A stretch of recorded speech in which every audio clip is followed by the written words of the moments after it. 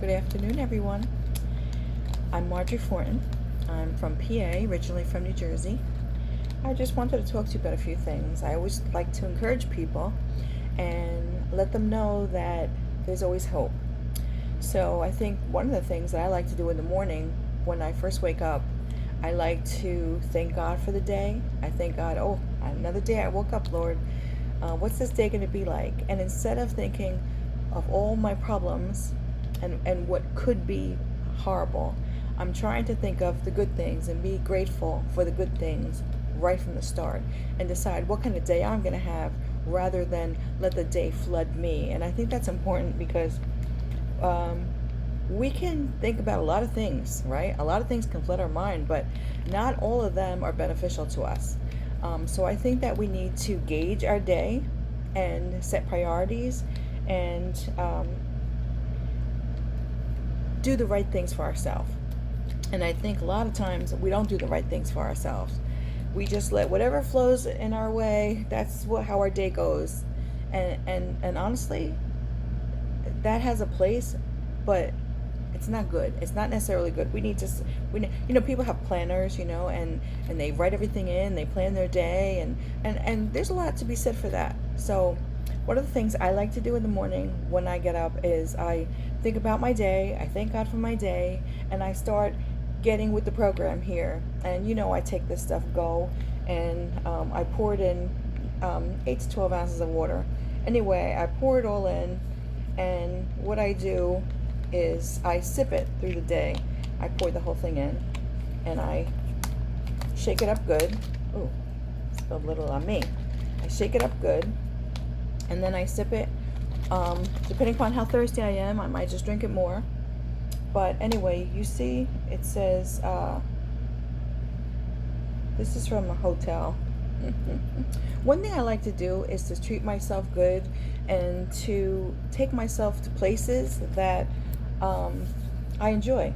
I think part of life is doing the things that you like to do too. You have to make yourself enjoy life, and you can't be making all this money and then be afraid to spend it. No, you have to put some money aside for fun. Let me see, what did Tony Robbins call it? Play money, I think he calls it. Mad money, that's what he calls it. He says there's three categories. 10% you should give away.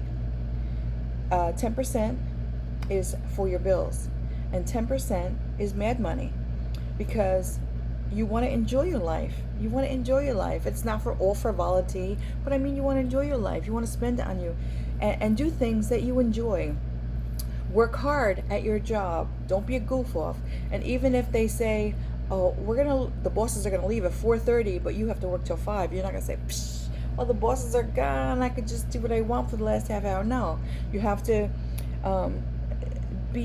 put your work ethic for yourself, not for your boss, for yourself. You always want to do what's right for yourself. Just because no one sees you doesn't mean you can get away with things, because whatever's done in the dark always comes out. And you want to build a good work ethic for you. You want to teach your kids by example. Somebody's always watching, and God watches too. God knows what's going on. But anyway, one of the things I want to talk about is there's a doctor called Dr. Emoto, and he did an experiment about water, and our bodies are made of 85% of water. And so he was saying that it's very important what we put into our water. And he did experiments about putting water in the microwave, how it comes out, and something about the phone, and then freezing water. And I'm going to learn about it more. I'm going to go downstairs now and go outside. They have an outside patio here. I brought myself away to a hotel in Wilkes-Barre, and that's what I like to do. I love to go to hotels. If you can see in the background, something there, the curtains and stuff like that, I have them drawn closed so it's not too late in here. But I like to go away and stay at hotels. So that's what I love to do. So I do that by myself, and I take myself, and I have a great time.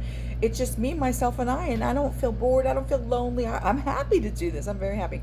Anyway, I'm going to go downstairs, and they have an outside patio, and at nighttime it's really pretty. They have the fireplace all lit up, and they have chairs out there, and it's really nice. And sometimes they have music outside in the patio, and depending upon what night you come, They have different things, and if you want to go out in the casino, you could do that, or you want to go to the Rusty Kitchen or different restaurants or Johnny Rockets.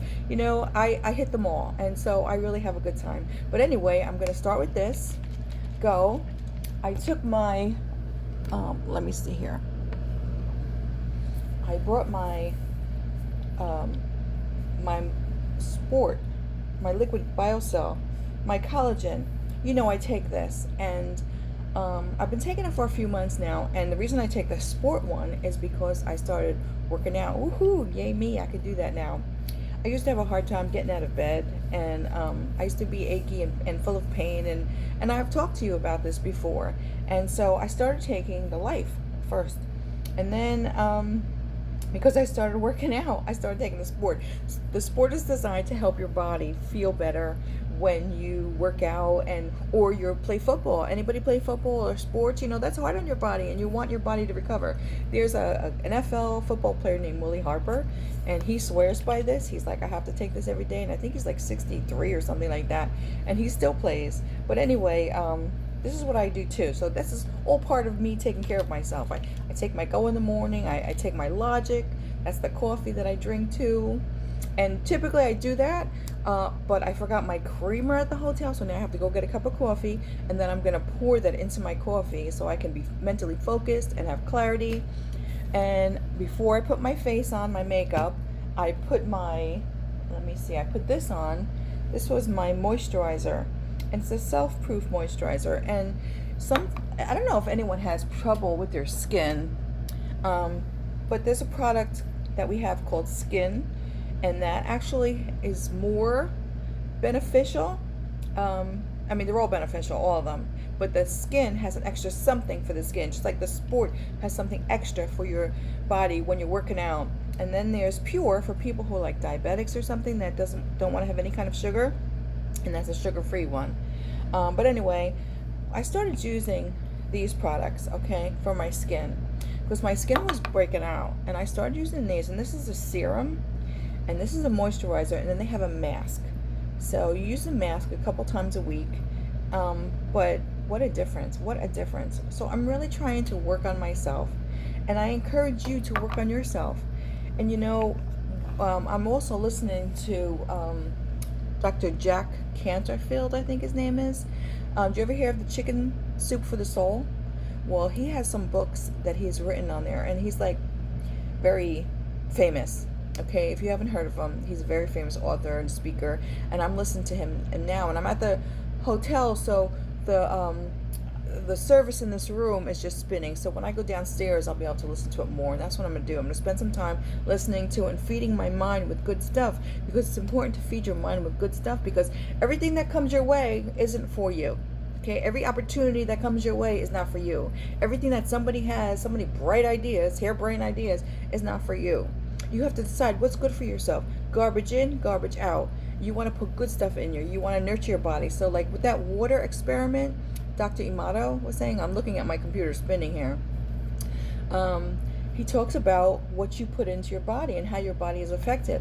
So growing up, if you always heard that you can't amount to anything, or you'll never amount to anything, you're stupid, you're dumb, you're a goof off, you're this, you're lazy, that's what's programmed into your body, and that's what you do, and you have to fight that, because that's not true.